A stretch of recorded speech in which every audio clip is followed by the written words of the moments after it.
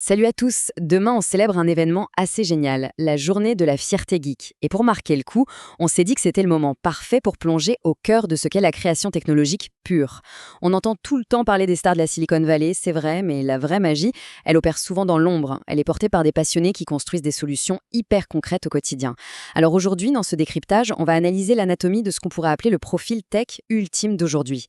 Un véritable product builder. Et pour ça, on va s'appuyer sur le parcours absolument fascinant d'Adrien Sals. Du coup, ça soulève une vraie question de fond. C'est quoi au juste un vrai passionné de tech, un vrai geek aujourd'hui? Est-ce que c'est juste le fait d'acheter le dernier gadget à la mode? Pas vraiment. L'identité geek a tellement évolué, c'est devenu quelque chose d'infiniment plus impactant. Le geek moderne, c'est plus du tout un simple spectateur. C'est un architecte, un assembleur, un artisan qui va prendre des mondes qui ne se parlent pas et les connecter pour résoudre des problèmes de la vraie vie. D'ailleurs, Adrien Sales résume ça à la perfection. Il a cette phrase géniale où il dit « Face à n'importe quelle problématique, je reconnais la famille de problèmes à laquelle elle appartient et j'en tire immédiatement les référentiels, les structures de données et les outils adaptés. » En fait, c'est littéralement l'essence du product builder. Il ne s'agit pas de réinventer la roue à chaque fois. Il s'agit d'avoir une culture technique tellement riche qu'on peut faire des ponts entre des domaines complètement différents et utiliser ceux qui existent déjà avec une agilité redoutable. Bon, entrons dans le vif du sujet. 25. C'est pas juste un chiffre en l'air, ce sont les années d'expérience d'Adrien. 25 ans. Ce qui est dingue ici, c'est le grand écart de son parcours.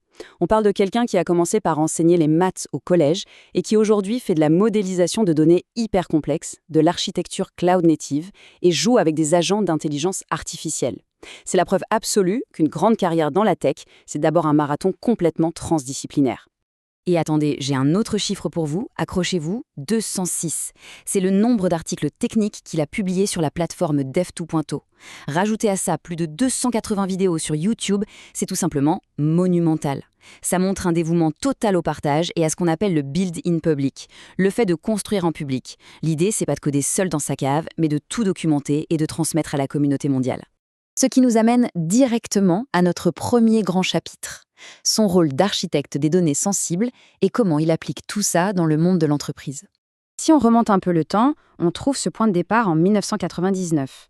Prof de maths, c'est pas anodin du tout, cette expérience lui a donné une posture ultra pédagogique, l'art de structurer la pensée. Ensuite, bam, en 2008, il devient expert DBA. Il administre des bases de données nationales énormes avec des millions d'utilisateurs. Puis architecte logiciel à Nouméa, et aujourd'hui à l'Office des postes et télécommunications de Nouvelle-Calédonie. Sa rigueur incroyable face à la donnée, elle vient clairement de cet ADN mathématique. Et ce qui est bluffant, c'est le travail titanesque qu'il a abattu à la mairie de Nouméa. Il a pris un système historique ultra lourd et il a orchestré une migration complète vers une architecture modernisée, 100% open source. Et le plus fou, des applications critiques, comme la gestion des permis de construire ou la moins courante de la police, qu'il a livrée il y a plus de 10 ans, eh bien elles tournent encore aujourd'hui. Une longévité pareille dans notre domaine, c'est le test ultime d'une architecture qui tient la route. Et aujourd'hui, cette maîtrise culmine à l'OPTNC. Imaginez devoir cartographier absolument tout le système d'information d'une entreprise nationale. Il a réussi à le faire avec un graphe de connaissances via la technologie Neo4j. C'est tellement poussé que ce projet a été présenté 3 années de suite aux conférences internationales de Neo4j. En gros, il arrive à rendre l'invisible totalement visible. Passons maintenant au deuxième grand axe de son parcours, son implication massive dans l'open source et la création d'outils. Quand on regarde sa stack technique, franchement, ça donne un peu le tournis. Neo4j, DuckDB, Go, les agents IA avec Hugging Face. Mais attention, le but ici, c'est pas juste d'aligner des mots-clés pour faire joli. Ce qu'il démarque vraiment, c'est qu'il ne se contente jamais d'utiliser ces outils. Il crée des extensions pour DuckDB, il conçoit des interfaces en terminal avec Go, bref, il construit des outils pour améliorer les outils. C'est un vrai créateur, pas juste un consommateur. Et la communauté le lui rend bien.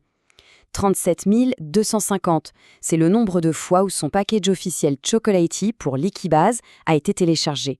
Ce truc était tellement bien codé que les propres ingénieurs de Liquibase ont fini par l'adopter officiellement. Ça, c'est vraiment la consécration ultime quand on fait de l'open source. En fait, tout cet arsenal technique, ça sert une vision très précise, l'innovation frugale. Comment on fait pour avoir un impact massif avec un budget marketing de $0 ? La réponse, c'est être malin. C'est capitaliser sur le web scrapping, les API publiques, l'open data. Ici, avoir peu de moyens n'est pas une contrainte, c'est carrément le moteur principal de la créativité. Ce qui nous amène à notre troisième pilier, la Civic Tech en Nouvelle-Calédonie, où comment l'innovation frugale sert l'intérêt public. Là, on rentre en plein dans la philosophie du Tech for Good. L'idée, c'est de sortir des gros systèmes d'entreprise pour avoir un impact direct sur la vie des gens. C'est prendre des données publiques qui sont éparpillées partout et les transformer en applications simples et accessibles qui ont une vraie valeur au quotidien pour les citoyens. Et concrètement, ça donne des trucs incroyables. Il y a eu l'analyse spatiale des attaques de requins pour mieux documenter la sécurité maritime. Il a aussi mis en place un suivi en direct de la qualité des eaux de baignade à Nouméa, super élégant. Et puis, la création d'une API publique pour les noms-domaines locaux. Et le résultat est génial. La communauté s'en est emparée pour développer une application mobile dispo sur le Play Store. C'est exactement ça, la magie de l'open data bien utilisée. Et ça met en lumière son super pouvoir, la reproductibilité. À chaque fois, c'est la même mécanique ultra rodée. On source la donnée ouverte, on l'extrait, on la consolide sur Kaggle pour le monde entier, on l'analyse et on génère un beau rapport via Quarto.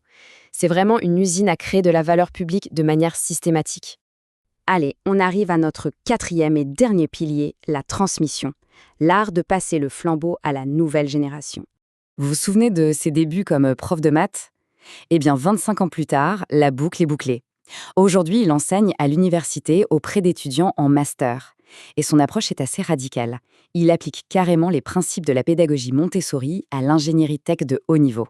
L'idée, c'est de dire adieu aux cours théoriques interminables. Place au learning by doing, l'apprentissage par la pratique. Il se positionne plus comme un mentor que comme un prof classique. Les étudiants bossent sur de vrais projets open source. Et la règle d'or, elle est non négociable. Chaque étudiant doit finir le module en ayant déployé du vrai code en production. C'est vraiment la meilleure façon de démystifier tout ça. En fait, tout son parcours converge vers ce qu'il appelle l'état d'esprit du MIT Media Lab. C'est cette approche très globale où on s'amuse à connecter des choses qui n'ont rien à voir, où on expérimente en permanence et où on utilise son imagination pour repérer ce qui dysfonctionne et le réparer. Et pour le coup, c'est vraiment ça la quintessence de la fierté geek. Utiliser la technologie pour rendre l'invisible visible et améliorer le monde qui nous entoure. Alors voilà, ça nous amène à une petite réflexion pour terminer ce décryptage.